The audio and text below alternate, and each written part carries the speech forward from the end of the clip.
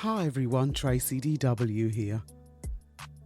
There are often times when something that happens in the past doesn't seem to have relevance until you can relate it to a present situation. When this happens, we often describe it as the past coming back to haunt us, and skeletons can and often do come out of the closet. This has never been more prevalent than when it was revealed earlier last year that four-time Olympic champion Mo Farah suffered the most traumatic childhood experiences, and that he has been living under a false identity for most of his life. I, like many educationalists, were thrilled to witness a recent interview of Mr. Farah by John Severs, editor of the Times educational supplement, at the Schools and Academies Show. The interview was titled "The Starting Blocks: The Value of Education in My Journey to Olympic Gold," where he talked candidly about the reality of his childhood living in the UK. Despite his sporting success, he never strayed far from stressing the importance of having a good education and how it was a teacher, his PE teacher, Mr. Watkinson, who saved his life and ultimately changed it for the better. It was significant that the only non-educationalist who was scheduled to speak at the show actually drew the biggest audience. A man who was human trafficked to the UK as a 9-year-old and saved from a life of domestic servitude by a teacher who acted quickly to safeguard the athlete's well-being. This act to safeguard is at the heart of what education is all about. Up until the point of Mo's initial disclosure to Mr. Watkinson, he was a minor with a false name, false ID and no legal status to reside in the UK. He was a victim of modern-day slavery, working as a child carer while he himself was being looked after. His predicament classified him as a child in need as well as a child at risk from harm. He is a study of slavery in modern times, but fortunately, he has survived to tell his story, though millions of others have not been able to do this. We do not need other sources that could taint or misguide our inquiry. We can see and hear it firsthand. It is Mo who can control his narrative and write the history. However, his story is one of two narratives. One narrative being that he was born in Mogadishu and came to the UK at the age of 8 with his mother and 2 brothers to live with his father. The other narrative was that he was born in Somaliland as Hussein Abdi Kahin, whose father was killed during the Civil War when Mo was just 4 years old. At the age of 9, he was separated from his mother and family and trafficked to the UK under the name of another child. It was at this point that Mo experienced a process of social and psychological disintegration. That of the traumatic experience of war, which brings the loss of a parent and the breakup and breakaway from the family unit. The identity crisis, where he is taken away from the familiar into the unfamiliar, and in being used to replace another child comes a loss of status, autonomy and voice. The cultural issues with the language barrier, as well as being exposed to new routines and situations beyond his understanding and given responsibilities beyond his age and maturity. The mind games, when his contact papers were ripped up and thrown away, experiencing a mental block and a mental breakdown.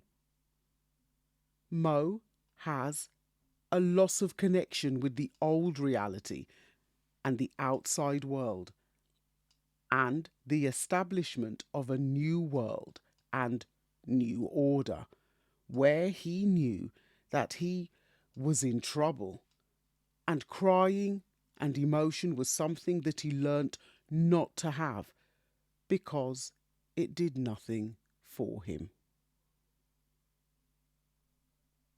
Eventually, Mo experiences different levels of emancipation. At the first level, he finally has the opportunity to go to school, where his poor behaviour in acting up and acting out is a cry for help that masks the fact that he cannot talk about his situation. He remains voiceless due to the threats that keep him silent. The second level of emancipation is where Mo makes a disclosure. The voice that was silenced begins to speak, and through this, he not only receives safety, security, and freedom, but undergoes a transformation in an environment where he can flourish and express real talent and capabilities. In this case, for running. The third emancipation came as a 14-year-old when selected to compete at the English Schools Championships in Latvia, with the opportunity for national citizenship, where he received documentation officially registering him as a British citizen. With a UK-EU passport, he was now officially known as Mohammed Mukhtar Jama Farah. He never disclosed that this was not his real name, and this would have repercussions later on in his life. Was there a connection between him and a child of the same name that attended the school a year before Mo came?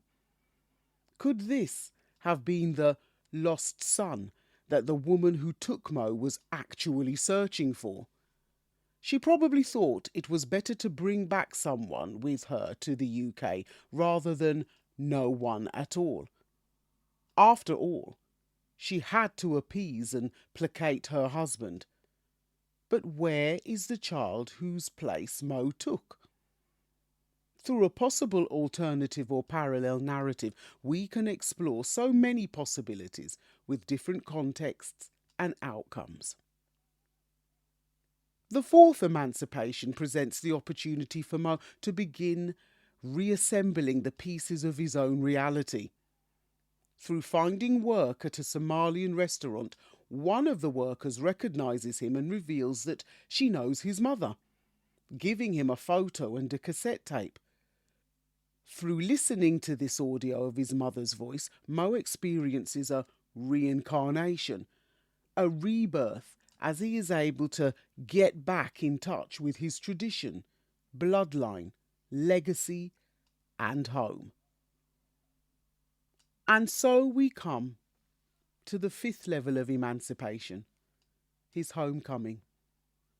A visit back to his homeland of Somaliland, where he comes full circle, bringing his own son, whom he has christened Hussein, ensuring that his own identity lives on symbolically as well as biologically. His return is in stark contrast to how he left, as a frightened 9-year-old stripped of his family home and identity, to return as an international hero, Olympian and global icon. This level of emancipation is so significant because it is here that Mo is able to disclose again, and in return obtains the closure that he has been searching for since the night he was taken away from his brother and mother in Djibouti, placed on a train and taken to the airport.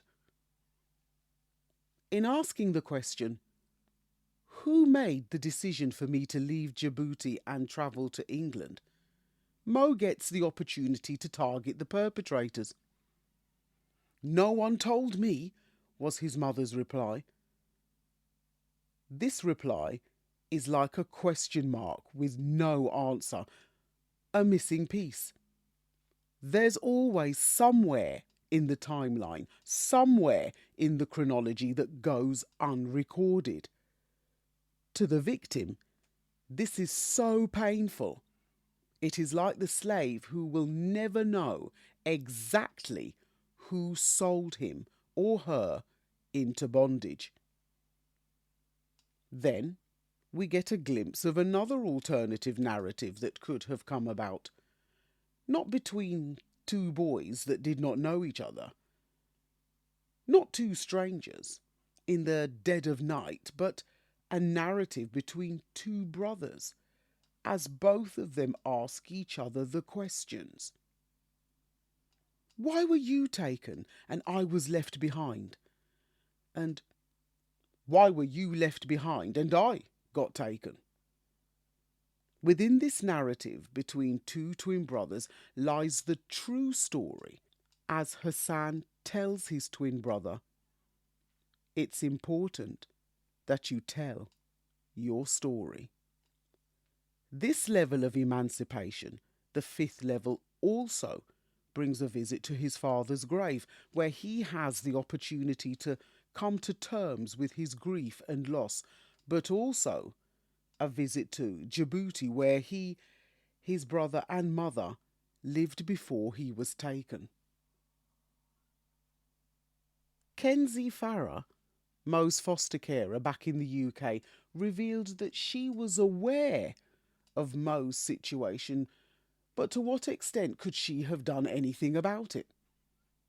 She is like the many who become silent witnesses, who feel powerless but understand that oftentimes one must recognise and use the power within one's limitations, and that's exactly what Kenzie did. A remarkable job at keeping Mo safe. He had been dehumanised in being denied the use of his real name, but as she explains, in having the name Farah, he was still able to excel. And excel he did to the sixth level of emancipation in realising his full potential in 2012 and 2016 as a four-time Olympic gold medalist.